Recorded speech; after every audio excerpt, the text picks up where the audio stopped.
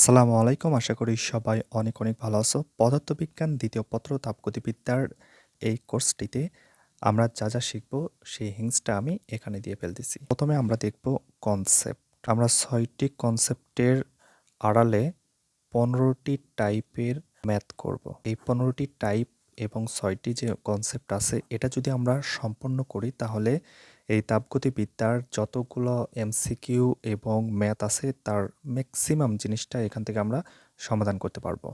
অধ্যায়ের most important ক number যেটা আমরা পড়ি না জ্ঞানমূলক ২৫টি প্রশ্ন, খ নাম্বার ২৫টি প্রশ্ন যেগুলো আমাদের পড়তে হবে।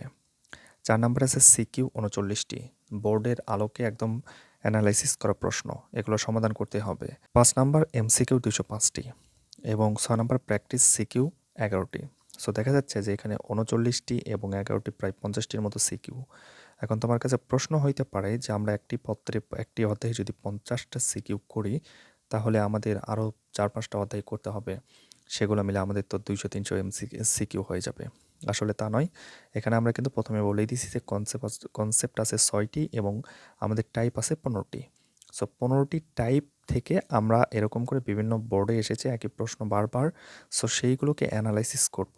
কারণ আমরা দেখব একই জিনিসটা বারবার তোমাদেরকে দেখাবো এইটাই।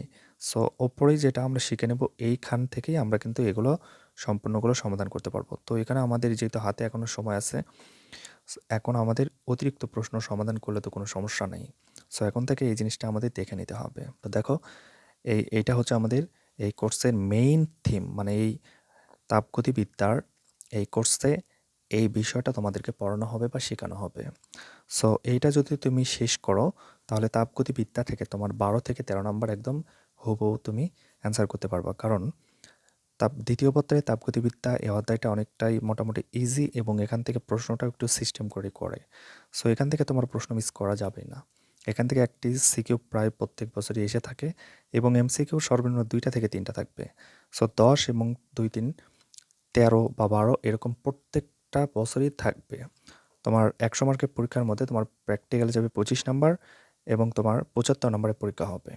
৭৫-এর মাঝে তুমি যদি এখান থেকেই ১২ বা ১৩ নাম্বার কমন পেয়ে যাও, বাকি তোমার আর যে নাম্বারগুলো আছে সেগুলো তুমি এ প্লাস পাওয়ার জন্য অন্যভাবে পড়লে হয়ে যাবে। সো এই অধ্যায় থেকে তোমার একটা নাম্বারও কোনোভাবেই মিস করা যাবে না। এইজন্য আমরা এখানে ২৫টি ধরেছি ক নাম্বার এবং খ নাম্বার। অতিরিক্ত আমাদের পড়তে তো কোনো সমস্যা নেই। তার মানে এই না যে একদম অতিরিক্ত বেশি পড়ে ফেলবো। এটা আমরা আগে পড়ে নেব, তারপরে তোমাদেরকে পরবর্তীতে আরও শর্ট করে দেওয়া হবে।